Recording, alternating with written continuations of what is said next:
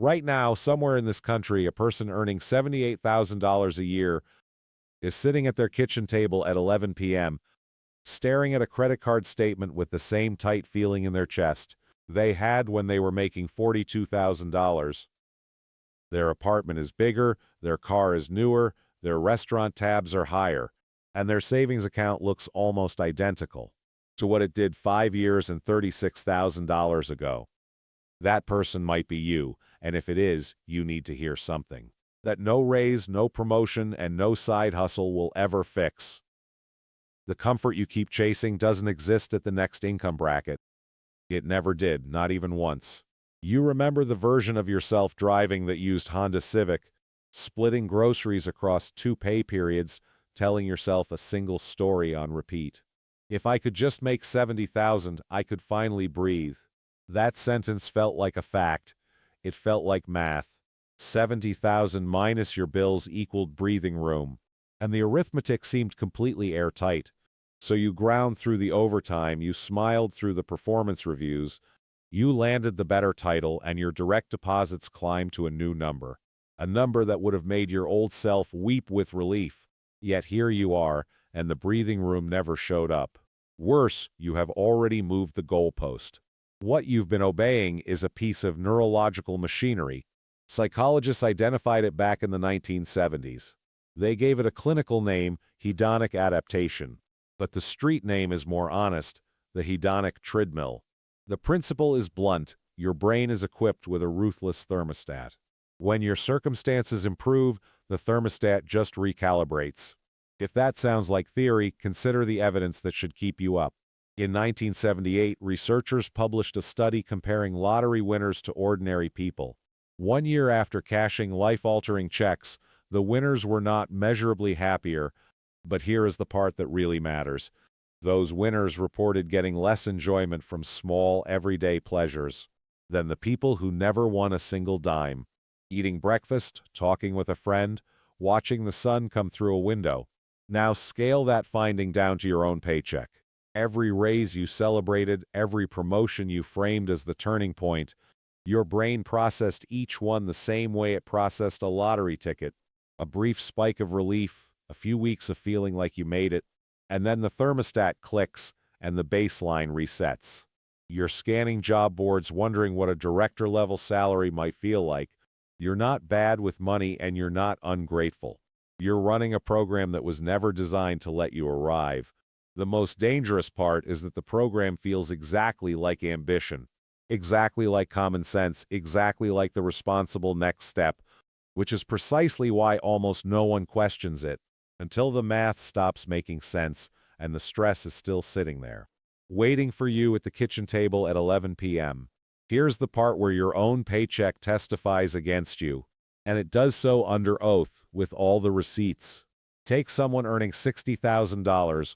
After taxes, that person brings home roughly $47,000 a year, about $3,900 landing in their account every month. Rent, utilities, groceries, a car that gets them to work, and insurance. Call it $2,400 gone before they make a single choice. What remains is $1,500 of breathing room. It's tight, sure, but it's real, and that money is theirs. Now hand that same person a promotion to $80,000. The number looks completely transformative on the offer letter. After taxes, take-home jumps to around $62,000, roughly $5,200 a month. $1,300 extra dollars flowing in every 30 days. You'd assume the math is simple, more in, more left over. Except watch what actually happens to that money. The apartment gets upgraded because, after all, they earned it. $500 gets added to the monthly rent. The car gets swapped for something that matches the new title. Only $150 more per month on the payment. Dinners shift from the kitchen to restaurants 3 or 4 nights a week, because time is scarce, and success should taste like something. $300 gone, just like that. A streaming bundle here, a premium gym membership there, work clothes that finally look the part. By the time the dust settles, monthly obligations have swollen to $3,800. Do the subtraction yourself, it's pretty simple. $5,200 minus $3,800 leaves $1,400 of discretionary income. $100 less than they had before the raise ever existed. $20,000 in additional gross income. Purchased -$100 of monthly freedom. That's not a budgeting failure, that's a machine working exactly as designed. Princeton researchers surveyed over 450,000 people. They found that day-to-day emotional well-being climbs with income only up to about $75,000 a year. Beyond that line, more money produced zero measurable change in how people actually felt on a random Tuesday afternoon. Adjust that figure for inflation, and you land around 100,000 today. A recent Wharton study pushed back slightly. Happiness does keep inching upward, but the rate of return completely collapses.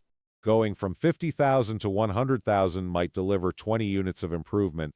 Doubling again to 200,000 buys you maybe 5 or 6. You work twice as hard and absorb twice the pressure, sacrificed twice the evenings, and collected a quarter of the emotional payoff. Diminishing marginal utility isn't just an economics textbook phrase, it's the silent arithmetic running underneath every promotion you've ever chased. Researchers estimate it takes 3 to 6 months for a financial windfall to feel completely and utterly ordinary. The car that made you sit a little taller in March is just your boring old car by November.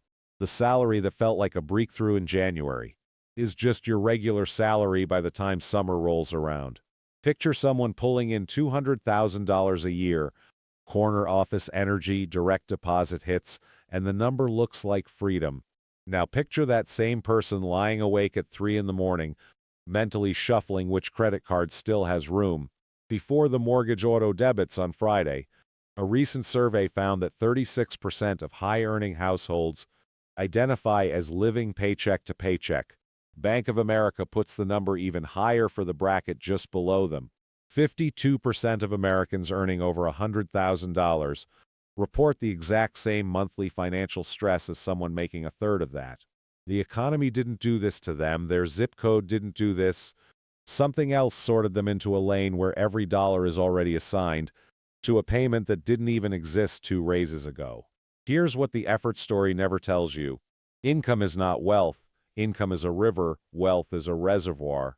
The difference between the two comes down to one simple question. Where does the next dollar flow once it lands in your account? For most people, the answer is already decided before the deposit clears. It flows into a lease payment on a car that loses $9,000.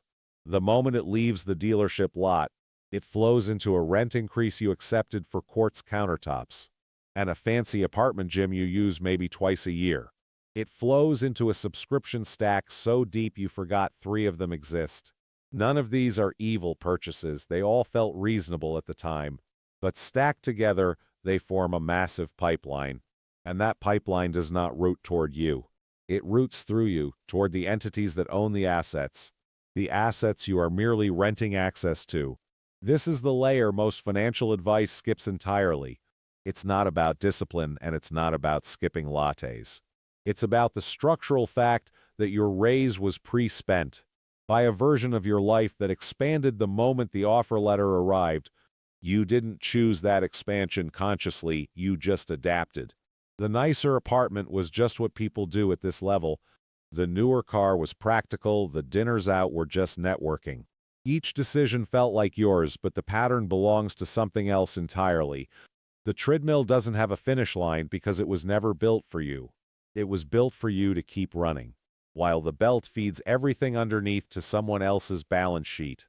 A study found that people who spend on experiences rather than objects report longer-lasting positive emotion and stronger social bonds.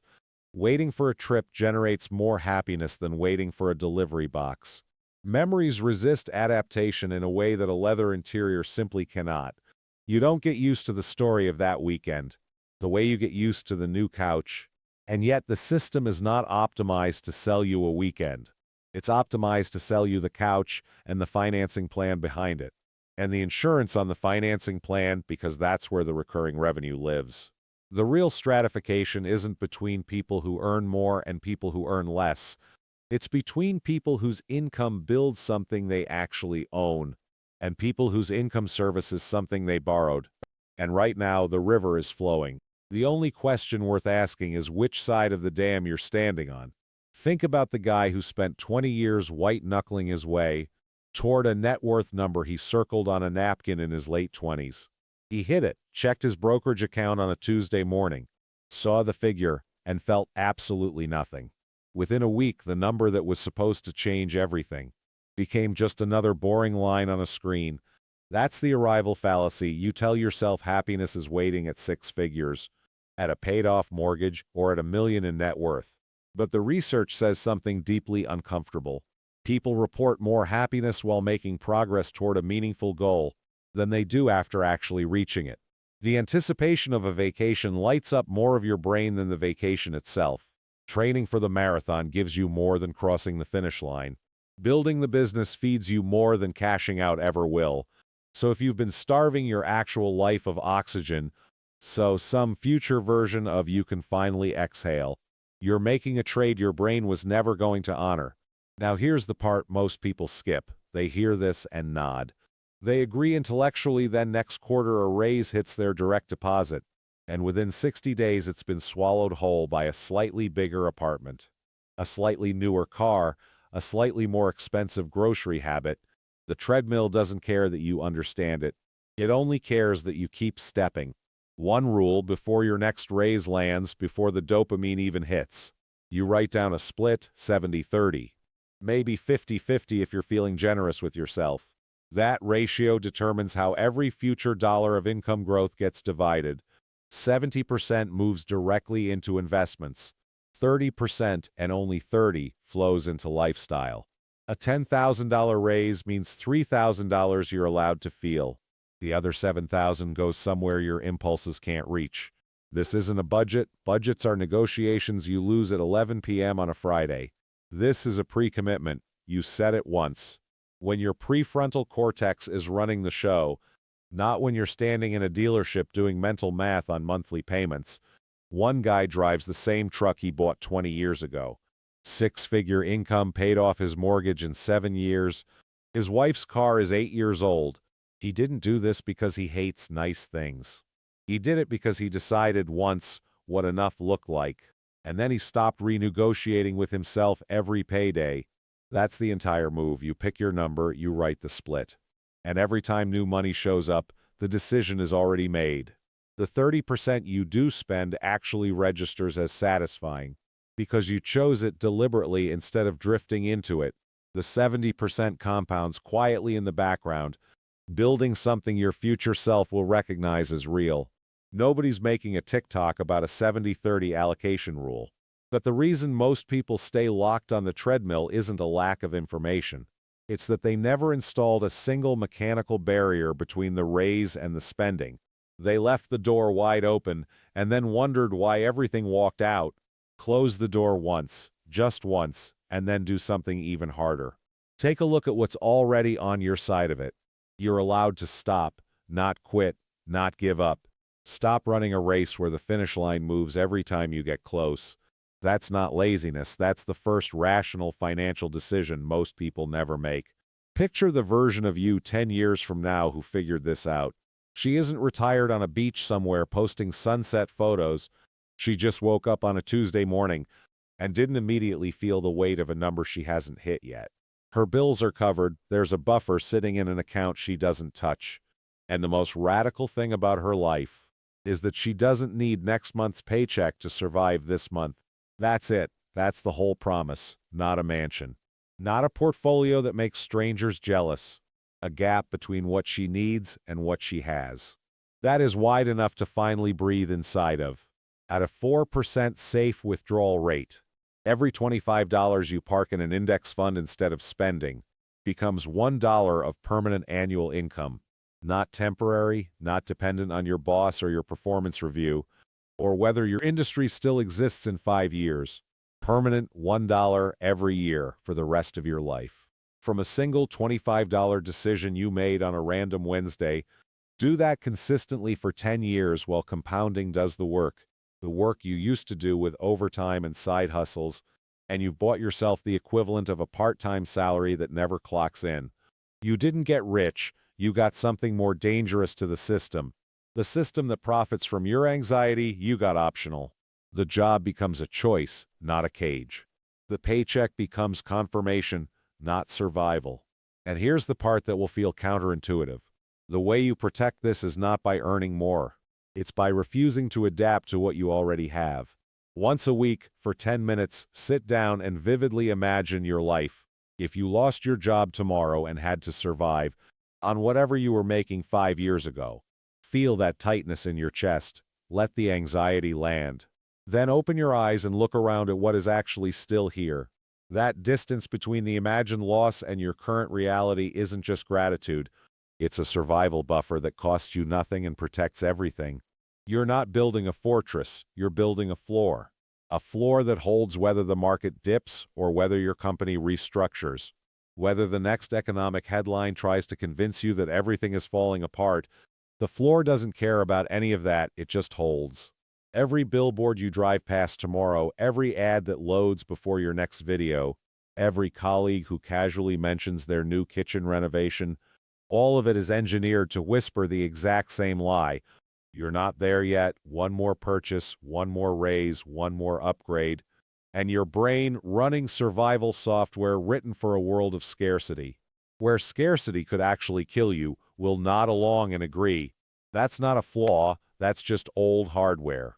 You can decide today that enough is a number you write down, not a feeling you chase. You can track every dollar of lifestyle creep, the way you would track a slow leak in a roof. You can trade material upgrades for hours of your life bought back, one $25 decision at a time. None of this requires you to be extraordinary. It requires you to be honest about a game that was rigged. Rigged before you even sat down at the table. And to quietly, without anyone noticing, stand up and walk away from it.